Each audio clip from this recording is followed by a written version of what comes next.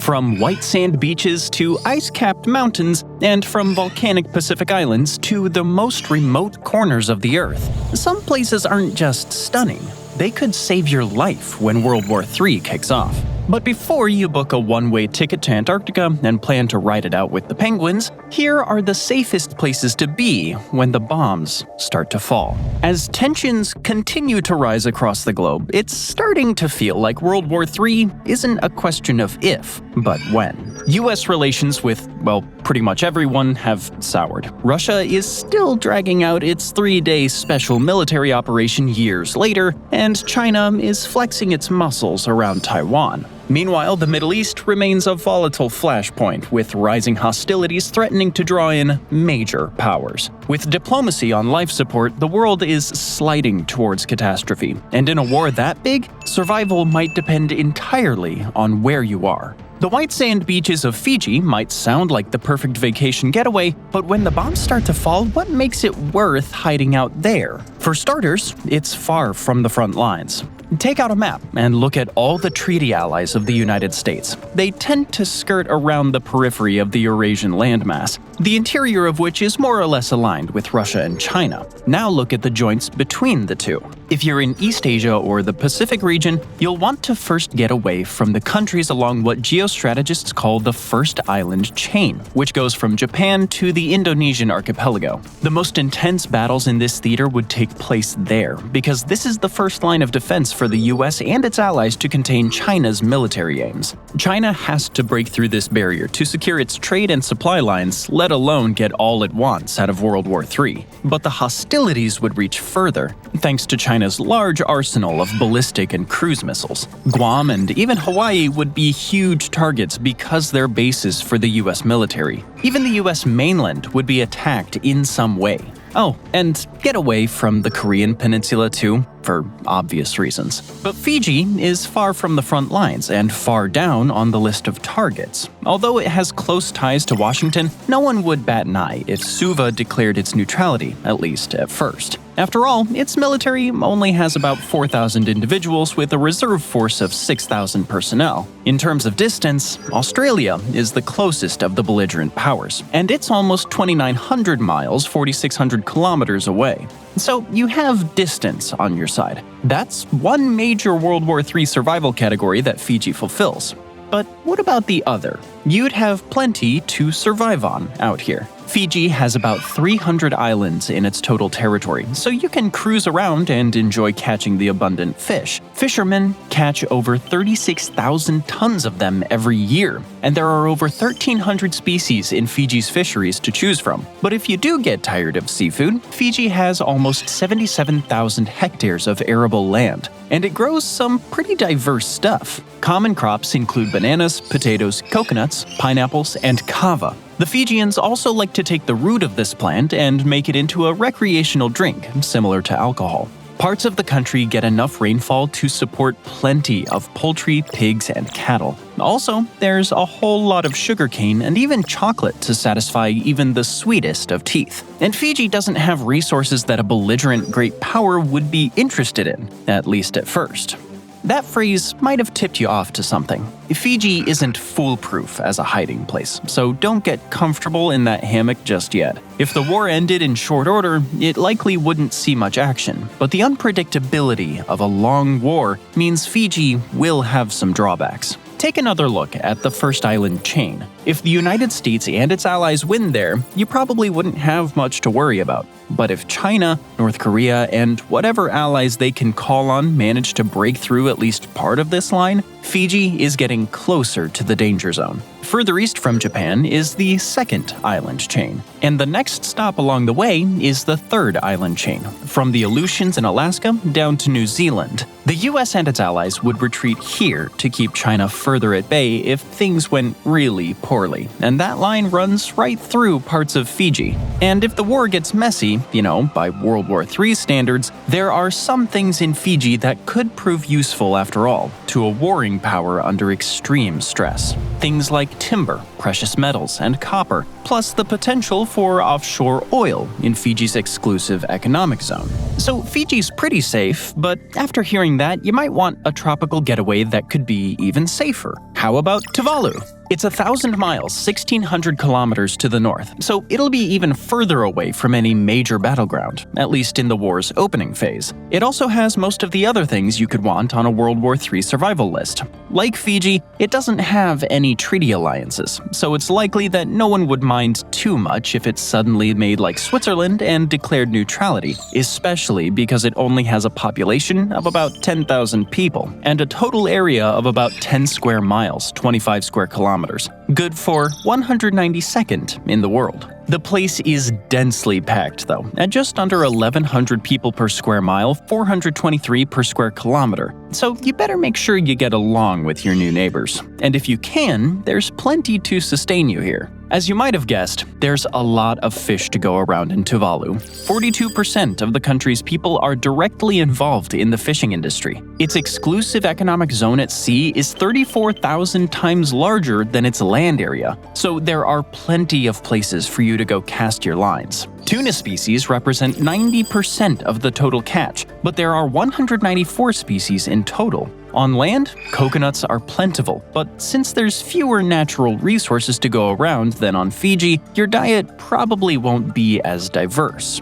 We'll let you decide whether it's more important to have a little more safety in exchange for a more routine plate on your table. At least you won't ever have to worry about running out of fresh water, and fewer resources means even less of a reason for the warring powers to take an interest in this place. But even Tuvalu isn't completely off the annihilation chessboard. Its geography and political ties could put it in harm's way if things get messy. Though it's not a formal ally, it maintains close relationships with the United States and Australia. It's also one of the few countries that still recognize Taiwan over the People's Republic of China, something that definitely doesn't sit well with Beijing. It's also just past the second island chain, so it's a bit of a weather vane for how the war as a whole would be going. If Tuvalu stays as it is now, the strategy to contain China is probably working. If Chinese planes are a routine sight in the skies and ships are moving around offshore, it's a sign that you should book a flight to somewhere else. The last thing you'd want to be is trapped behind Chinese lines in World War III. If Chinese hardware becomes a routine sight near Tuvalu, you can try retreating further south, to the end of the second island chain in New Zealand. On paper, this looks like it wouldn't be such a great choice. Aside from being in the island chain, New Zealand is a treaty ally of the United States. Even so, the country isn't likely to be a major player in the war. It has a small military at only about 15,000 people, according to its parliament.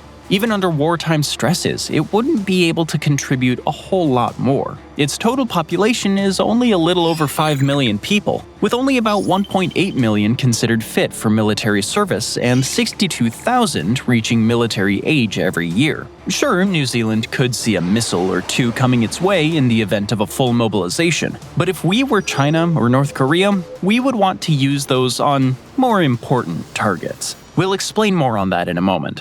It might sound strange, but the American homeland is more likely to get hit by those missiles than New Zealand is. Geography gives New Zealand some critical advantages. It's over 1,000 miles, 1,600 kilometers southeast of Australia, putting it far from most conflict zones. Strategically, its only real military value would be as a point to cut off supply lines between the United States and Australia, something the Japanese attempted in World War II, but even they couldn't reach this far. China has even less experience projecting power at such colossal distances, so we're betting that New Zealand won't be a high-priority target even if the war goes to their liking. So New Zealand passes the first test, despite its likely belligerent status. What about survival? The first thing you should do is look at the sheep.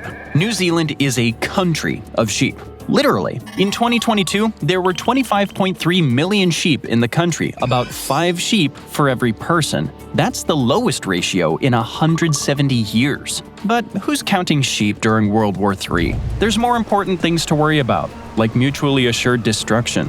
The abundant sheep means there's a ready protein source for you to survive on. But it's not just about the food you eat. World War III would disrupt global supply chains, and by disrupt, we mean completely blow up. But at least you'll have clothes on your back. and unless sheep become a strategic military target, you'll have a lot of wool to make textiles with. The sheep are just part of a sprawling agricultural sector, too. New Zealand is self-sufficient when it comes to food production. However, in 2022, only 2% of New Zealand's total territory was arable land. If you can't stomach eating those cute little sheep, you don't need to worry. The farms here produce things like oats, wheat, barley, corn, peas, lentils, canola, and clovers. New Zealand is also an island nation, which means there's a lot of fish for you to catch too. You can enjoy the abundance of kingfish, snapper, yellowfin tuna, Chinook salmon, and too many others to name. So what would the drawbacks be? Aside from it being involved in the network of alliances that helped lead to this catastrophe, New Zealand has resources that a warring power would want. There's gold, silver, coal, oil, natural gas, iron ore, and so on. It's likely that a victorious China would demand these in the form of tribute rather than spend its own resources occupying a country as far away as New Zealand. But stranger things have happened. Still, when it comes to the Pacific region, this is probably the safest and most comfortable place for you to be. But it's called World War III for a reason. Emphasis on the word world. With Russia also involved, all of Eastern Europe between the Baltic and the Black Sea would be a major battleground. Anywhere east of Germany would be in huge danger, and just retreating to the west isn't an answer. Take out a map of Europe, and you'll notice a geographical feature that would be of major importance for this war, as it's been for too many other wars in Europe to name. There's a huge stretch of open land that spans most of the continent's length, from the Pyrenees to the Urals.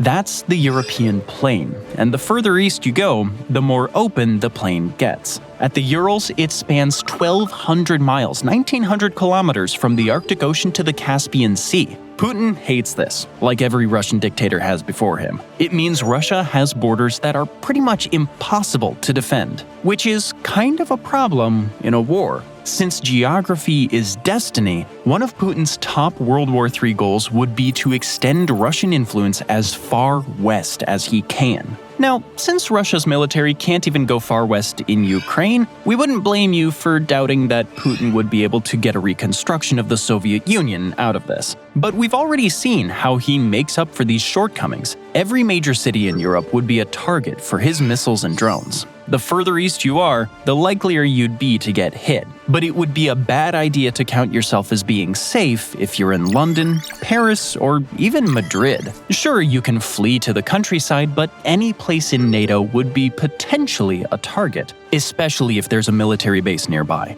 Even the east coast of the United States would be a target, or the American heartland for that matter. Russia has decades of experience in choosing potential targets to hit with ballistic missiles in the continental United States. Intercontinental ballistic missiles don't really care about Arctic ice. Most of Europe and the North Atlantic would be unsafe. But what about Iceland? Yes, it's part of NATO, but there's not much it can contribute to the alliance. It doesn't have a standing army or navy. The most it has is a coast guard with small arms, artillery, and air defense radar stations. In fact, Iceland as we know it hasn't ever participated in a war. It has stayed neutral for a millennium, probably because that was the only way such a tiny country could survive. When it took part in NATO's operations in Afghanistan, it was mostly in a PR capacity, not a military one. As far as targets go, this isn't a place that's likely to attract much of Putin's attention. And there's a lot to survive with here. You might have guessed this by now, but Iceland has a lot of fish for you to eat. Fishing was the backbone of its economy from the 9th to the 20th centuries, and it still directly makes up 11% of the country's GDP and almost 39% of its exports. Over 1.1 million tons of fish were caught in 2021. While the missiles are flying overhead elsewhere, you can enjoy the fireworks with some Atlantic salmon, Atlantic cod, various kinds of halibut, and a whole lot more. And here's the really great thing. You won't need to rely on imported energy to cook that fish within this world full of blown-up supply chains. Iceland is an energy self-sufficient country. 70% of its energy comes from its hydroelectric power plants, and the other 30% comes from geothermal sources. 90% of the country's households are heated with geothermal water. The country's only energy vulnerability is that it needs to import fossil fuels to use for transport, but that's changing quickly. Iceland is adopting electric cars faster than almost any other country. 85% of the cars sold in Iceland in the first half of 2022 were electric. That was up from the 60% seen in 2021 and the 46% seen in 2020. You'll just be able to plug a car into that geothermal energy grid and soon move along to the next lake to catch your big fish. So, what are the drawbacks when it comes to Iceland? One of them is that even though the island itself is mostly safe, there would be one particular area of interest for Russia. Go to the Reykjanes Peninsula in southwestern Iceland. At the bottom of it, you'll find a very important US military base. That's the Naval Air Station Keflavik, and in 2019, something peculiar happened there. A B-2 Spirit bomber visited this place for the first time. It was just a brief pit stop, but it was a sign of things to come. Iceland had become important again. The recent Operation Midnight Hammer against Iran's nuclear sites revealed just how powerful a fleet of stealth bombers could be. There are only a few places in the world that can host the B-2 for long periods because it needs special climate-controlled hangars. As fate would have it, this base is probably one of them. By 2021, the B-2 was making extended visits to Keflavik. The B-21 Raider bomber would likely be making visits too in the coming years, so you can be sure that Keflavik would be a high-priority target for a missile attack. But if you stay away from there, Iceland is a good bet. Just make sure your electric car is charged. You'll want a fast getaway from the southwest before the missiles begin to fall.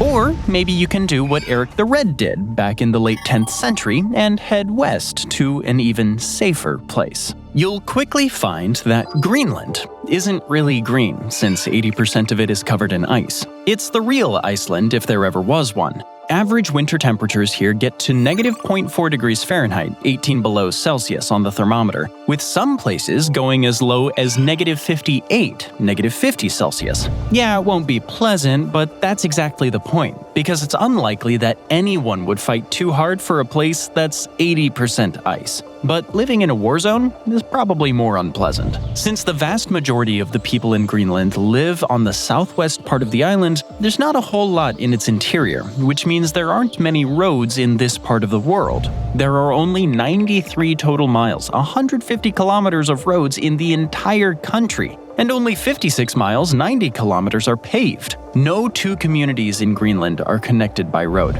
Even the capital, Nuuk, only has 2 traffic lights. That might sound like a hassle, but the point is that targeting Greenland is probably going to be much more trouble than it's worth for any great power at war. Occupying such a place would require a lot of investment. And despite its remoteness, Greenland has many advantages when it comes to survival. It can be completely energy self-sufficient. Its power plants can produce 545 million kilowatt hours, while Greenlanders consume 534.5 million annually. And yes, there's a lot of fish around to eat. The fishing industry makes up about 90% of Greenland's total exports. You can try some of the local halibut, salmon, prawns, cod, crab, and scallops, just to name a few.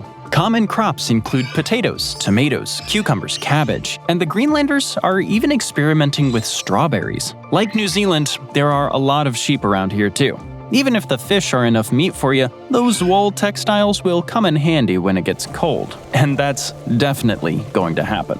Yeah, Greenland would technically be one of the belligerent powers if NATO's Article 5 gets triggered. As an autonomous region of Denmark, it's a member of the alliance, but there's only one US military installation on Greenland. It's the Pituffik Space Base in the northwest part of the island. The base has some valuable things like a 10,000-foot, 3,000-meter runway that handles over 3,000 international flights a year and a ballistic missile early warning system. But even if this place proves to be a target, as long as you stay far away from it, the rest of the island is safe. In fact, on the day World War III starts, Greenland might just be the safest place for you in the entire world. But before you start hastily packing your Arctic gear and fleeing north, there is something you should be aware of. Consider it a long-term risk. To see what we mean, look at a map as you get closer to the Arctic Ocean. You'll notice an almost perfectly diagonal line between Greenland and the United Kingdom, with Iceland right in the middle and Greenland on the left flank. That's the line geographers call the GIUK gap. This line was very important in the Cold War, and it could well be again. To see why, look at it from Russia's perspective. Go further east on the map, to the Russian port of Murmansk, and you'll see one of the many problems with that country's geography. To break out into the open ocean, Russia would need to cross the GIUK line. It's sort of like the first island chain for this part of the world. NATO would want to keep Russia behind that line. Russia would want to get through it and move on down the Atlantic. If things go well enough in Europe, Russian ships might find Iceland and Greenland enticing.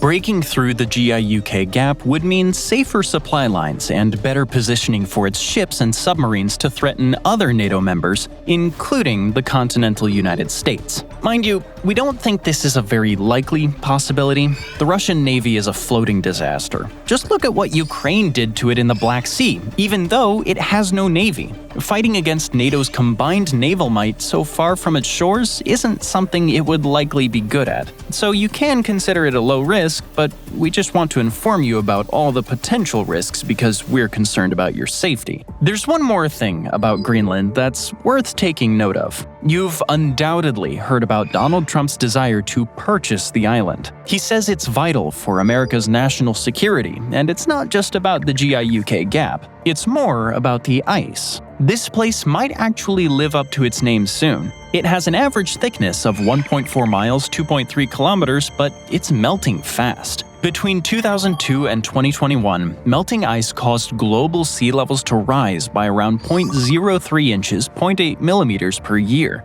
That's 280 gigatons worth every 12 months. And there's a lot of stuff that a warring power would be very interested in buried underneath that ice. There's coal, oil, and natural gas for energy. There's uranium for nuclear materials, thorium for potential next-gen nuclear power plants, lithium for batteries, and rare earth elements that are vital for modern electronic technology like the device you're watching this video on. That also includes military gear, by the way. Good luck building sonars or jet engines without them. If you're keeping this in mind as you make your World War III escape plans, you might want to stay away from the town of Narsak. It's estimated to hold a whopping 25% of the world's total rare earth reserves. In 2022, investors estimated the value of Greenland's rare earths at $320 billion.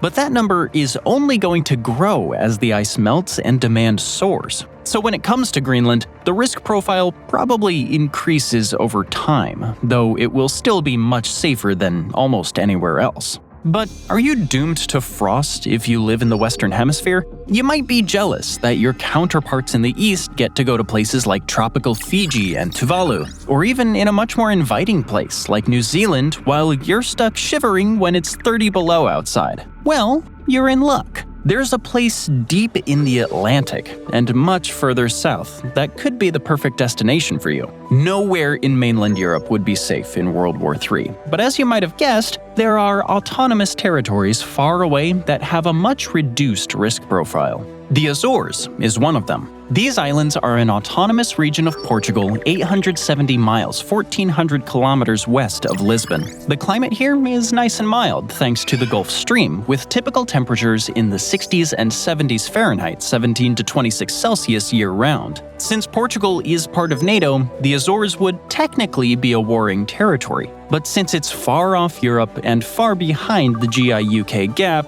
it's pretty safe on the whole. Food? Your typical plate here probably won't be what you expect. Unsurprisingly, there's tuna to go around, but the Azores fishing industry is surprisingly small because the ecosystem is fragile. A European Union report from 2015 mentioned that between 13,000 and 15,000 tons are caught annually, employment enough only for about 500 people. That might not sound like a lot compared to what you've seen elsewhere, but if you're just trying to survive, it's probably enough.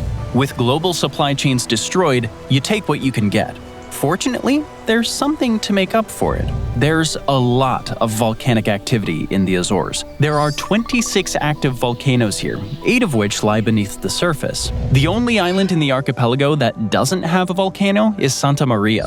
But the frequency of volcanic activity also means that the soil here is extremely nutritious. Combine that with the Mediterranean to subtropical climate, and you have a place that's fantastic for growing crops. You'll find bananas, pineapples, yams, potatoes, including sweet potatoes, tomatoes, cereals, and even tea. There's also a strong dairy sector here, and aside from cows, there's pigs, poultry, goats, and sheep. Your diet would be well balanced here. Sounds like a great place in any setting. In World War III, it sounds positively fantastic. So what would be one of the downsides? If you plan on staying here, you'll need to be mindful of an important US military base. That's Lajes Field on Terceira Island, 9.3 miles, 15 kilometers northeast of the town of Angra do Heroísmo. There are about 600 personnel from the US Department of Defense at Lajes, and it's an important staging point for NATO operations across the Atlantic. It hosts C-17 transport aircraft and the KC-46 Pegasus, the latest refueling aircraft in the USAF's fleet. Lajes played an important role in Operation Desert Storm, and with stuff like that around, it would be in any wider war in Europe or the Middle East. You can bet that Lajes would be a target for Russian missiles. Stay away from there though, and there's not much else of interest for a warring power except for timber. Even if Russia broke through the GI-UK gap in a bizarre alternate universe, its ships wouldn't see much reason to stop there. There are other European territories on the high seas. Further south lie the Canary Islands, which are part of Spain. In terms of climate, this might be the best place in the world. Hey, one of the major tourist sites says so must be true, right? If you like soaking up the sun, preferably with some sunscreen on, you can't go wrong here. The Canaries get 3,000 hours of sunlight a year, more than any other place in Europe. Typical temperatures are in the 60s and 70s, 17 to 26 Celsius year-round. But what can you survive on out here? The Canaries grow more bananas than you'll ever want to eat. Over half the bananas eaten in Europe come from here. There are also potatoes, tomatoes, cucumbers, green beans, and vineyards if you don't want to give up your wine or if you just want to eat grapes. You can also try some of the world's most renowned goat cheese, the mojorero. It comes from the island of Fuerteventura, which is arid and volcanic but perfect for goat pasture. And the island of Tenerife has more fishing guilds than any other place in Spain. That's because the Canaries are known for their big game fish. You can enjoy the local tuna, mackerel, dentex, and marlin. You're supposed to throw the blue marlin at the end of your line back, but that's today. If World War III breaks out, things might change, and at least you know it's available. So what might be the downsides? Well, Spain is part of NATO, and while there's no US-owned military base in the Canaries, there is a Spanish Air Force base. That's Gando Air Base on Gran Canaria, which sees regular activity from the US military. Aircraft like the C-17 Globemaster III are frequent visitors here, so Gando is another important site for NATO's transatlantic logistics. If you're planning to wait out World War III in the Canaries, you'll probably want to stay away from here, just in case. Also, the Canaries are already a highly popular tourist destination, so you probably won't be the only one trying to get here. The demand is already proving hard for the water supply to take, with over-extraction and sometimes contamination being big problems. If you're gonna camp out here, make sure you respect the local environment. In World War III, you might not be able to have that daily shower. Hey, it's better than getting vaporized though. But World War III wouldn't be limited to Europe and East Asia. You can bet that the Middle East would see fighting too. The always troubled crescent between the Persian Gulf and the Mediterranean Sea would witness the worst of it. That's where the region's major powers of Iran, Israel, and Turkey would find the most reason to come to blows. What should you do if you're unfortunate enough to be here? Maybe try to get to Egypt? Egypt isn't the best bet. It has the strongest military in Africa and close ties with Washington. Even if it decides to stay neutral, it hosts one of the world's most strategically important spots, the Suez Canal, which has been the objective of warring parties in the past, and it wouldn't escape now. So if you're going to the African continent, the entire Mediterranean coastline would be in danger. Instead, you'll want to head south. The further south you go, the further away from the great powers you'll get. Africa would see its intrigues in World War III. It has a lot of resources that the great powers are interested in, but with so many more urgent priorities in the oceans and on the Eurasian landmass, you're unlikely to see military campaigning here, and South Africa would be the furthest away of all. As a part of the BRICS framework, South Africa is generally aligned with China and Russia, but it probably wouldn't want to get involved in a world war so far to the north if it didn't have to. Smart decision, and good for you, because there's a lot of attractive things about this place. If city life is for you, Cape Town would be a good choice. In 2022, there were 4.7 million people in the metro area. It might be one of the safest cities of that size in the world. Well, from war at least. When you get there, you'll be able to enjoy the comfortable Mediterranean climate, with average temperatures getting to about 80 degrees Fahrenheit, 27 Celsius in the summer, and about 55 degrees Fahrenheit, 13 Celsius in the winter. No blazing heat, no bitter frost. What about food? South Africa exported 3.9 million tons of fish in 2019. You can find tuna, cod, catfish, herrings, and so on. South Africa is also one of the world's 10 largest producers of many kinds of crops, including grapefruits, cereals, pears, and crops high in nutritionally rich fiber. The Western Cape, which hosts Cape Town, grows wheat, barley, and oats that contribute over 30% of the country's total agricultural product. Soybeans and sugarcane are also major crops, so you can rest easy that your sweet tooth won't be lacking here. So what might be the drawbacks? Well, South Africa and Cape Town in particular were once strategic hotspots. Before the Suez Canal opened in 1869, the Cape of Good Hope was the way for ships to get between Europe and Asia. Disruptions up north will see increased traffic, which could lead to trouble. We've already seen a dress rehearsal with Houthi attacks in the Red Sea, but the more specific danger would have nothing to do with the war. South Africa has a high crime rate. There are about 58.94 crimes per 100,000 people in this country, and a murder rate of 34 per 100,000 people. In terms of violent crime, it's ranked the third most dangerous country in the world.